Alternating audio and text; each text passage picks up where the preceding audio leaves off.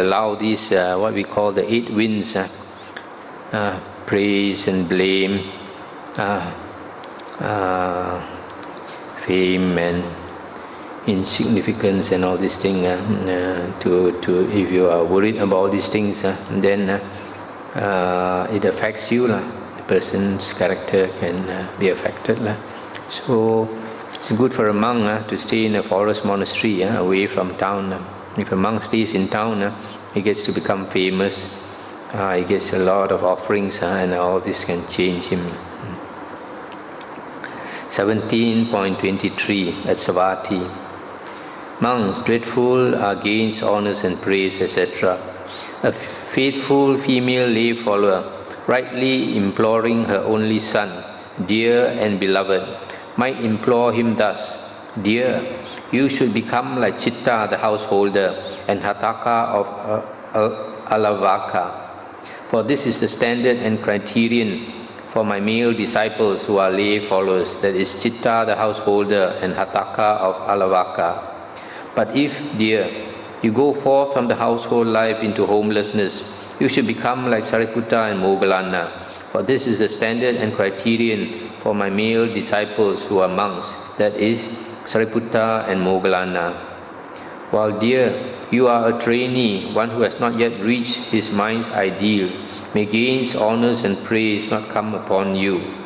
Monks, if gains, honors and praise come upon a monk while he is a trainee, one who has not yet reached his mind's ideal, this is an obstacle for him. So dreadful monks are gains, honors and praise. Bitter, vile, obstructive to achieving the unsurpassed security from bondage, etc.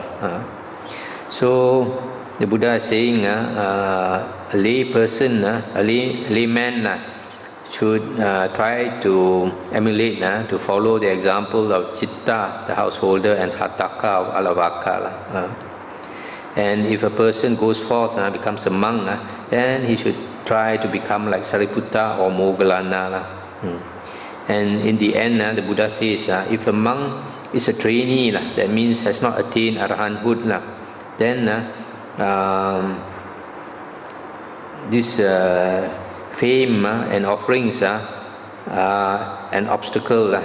That's why a monk should not allow this fame and offerings to affect him, especially fame. Once a monk becomes famous, it's very, very difficult to practice.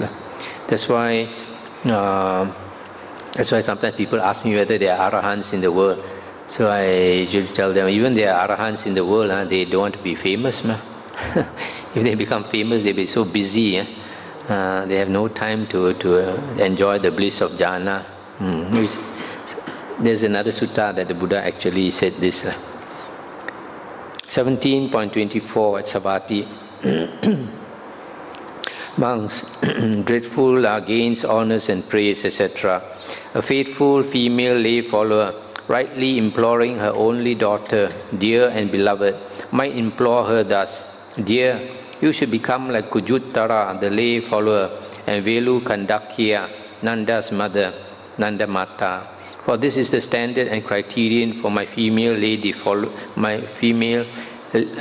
female disciples who are lay followers, that is Kujuttara, the lay follower, and Velu Kandakya, Nanda's mother.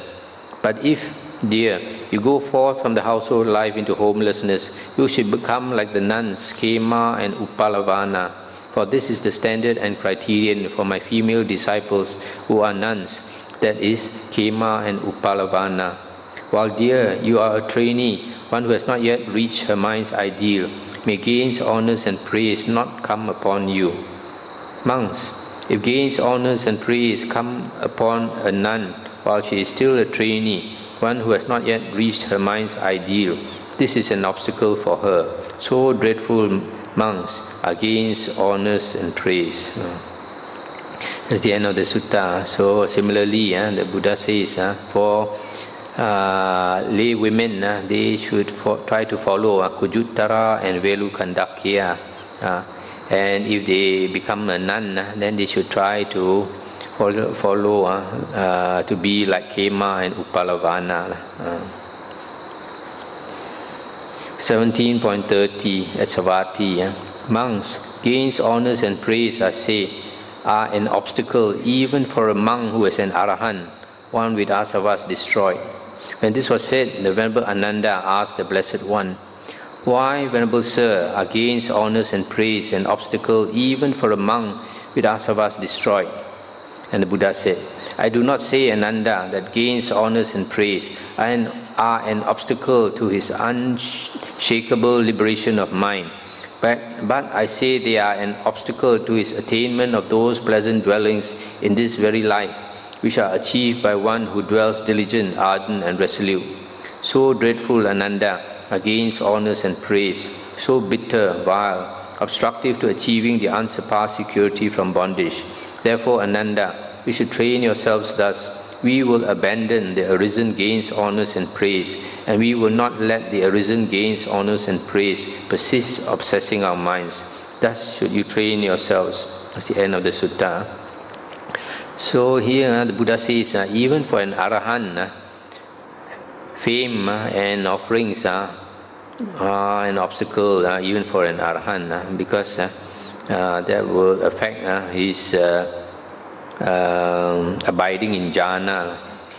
An Arahant, of course, can easily abide in jhana, but if he becomes famous and people want to offer him all the time, then he has got to spend a lot of time with lay people, and so he will not have time to abide in jhana. So good monks who are really good meditation monks, they don't spend too much time with lay people. They try to spend more time in their meditation. 17.36. While dwelling at Rajagaha in the bamboo grove, the squirrel sanctuary, now on that occasion, Prince Ajatasattu was going to attend upon Devadatta morning and evening with 500 carts. Then an offering of food was conveyed to him in 500 pots. Then a number of monks approached the Blessed One, paid homage to him, sat down to one side and reported this matter to the Blessed One. I'll stop here for a moment. So this one, at that time, this Ajatasattu was just a prince, had not become a king yet. And Devadatta at that time, because of his good practice, Devadatta had attained had attained 8 jhanas, 4 rupa jhanas and 4 arupa jhanas, and because of that, he had great psychic power. So he could turn himself. At one time, he turned himself into a snake and manifested this to this prince Ajatasattu. So the prince was so impressed with him. This prince was offering him morning and evening 500 carts of food. At that time, the Buddha had not made this rule, probably, that a monk can only eat in the morning. So since the Buddha had not made this rule, a monk could eat as many times as he wanted. So here, he was getting his morning meal and his dinner. So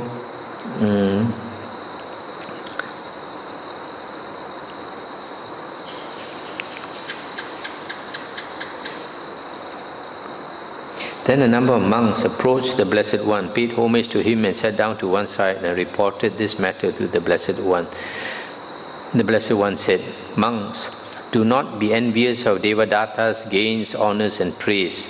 As long as Prince Ajatasattu goes to attend upon Devadatta morning and evening with 500 carts, and with an offering of food, is conveyed to him in 500 pots, only decline can be expected of Devadatta in regard to wholesome states, not growth.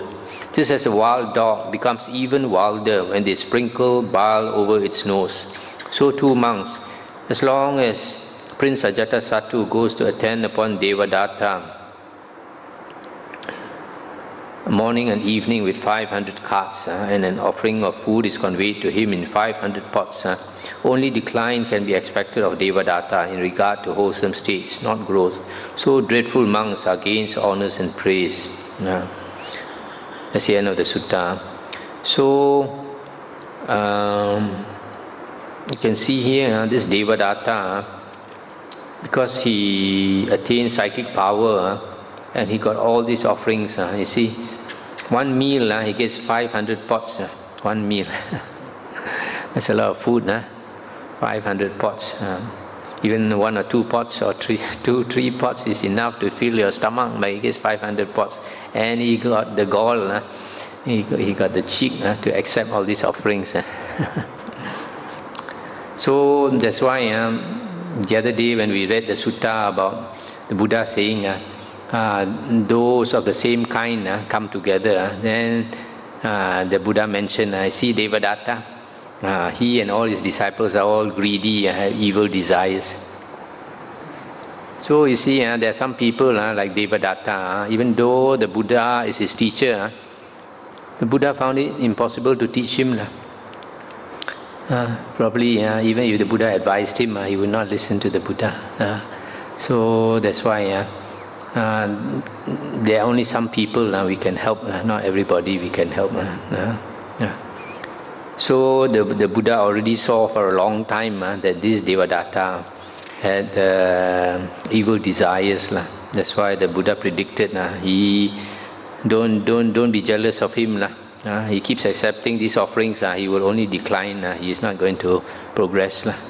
So sure enough, later when this Devadatta's ego was getting bigger and bigger, then one day he told the Buddha, Bhagawa, you are so old already, why don't you step down, let me take over the Sangha.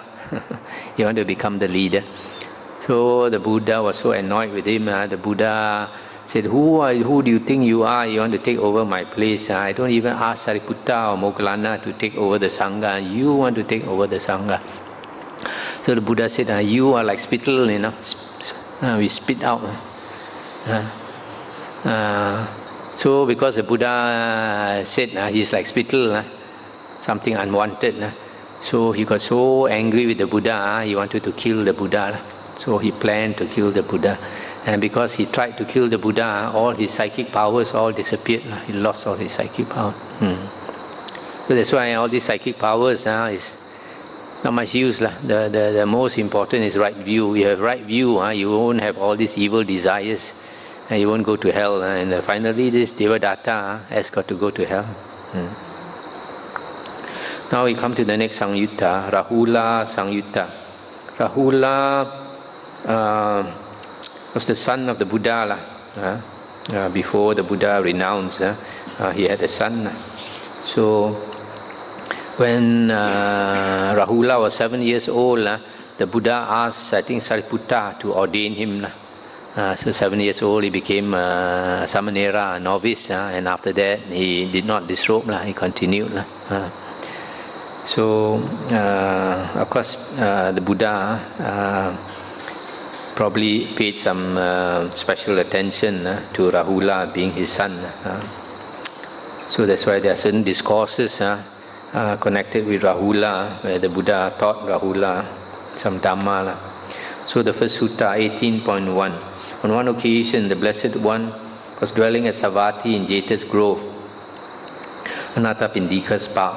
Then the Venerable Rahula approached the Blessed One, paid homage to him, sat down to one side and said to him, Venerable Sir, it would be good if the Blessed One would teach me the Dhamma in brief, so that, having heard the Dhamma from the Blessed One, I might dwell alone, withdrawn, diligent, ardent and resolute.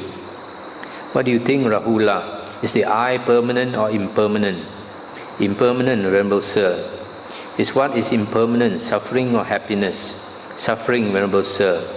Is what is impermanent suffering a subject to change, fit to be regarded thus? This is mine, this I am, this is myself. No, Venerable Sir.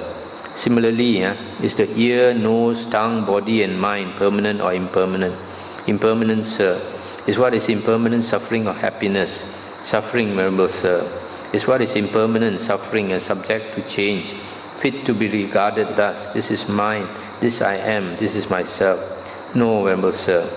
Seeing thus, Rahula, the instructed noble disciple experiences revulsion towards the eye, revulsion towards the ear, revulsion towards the nose, revulsion towards the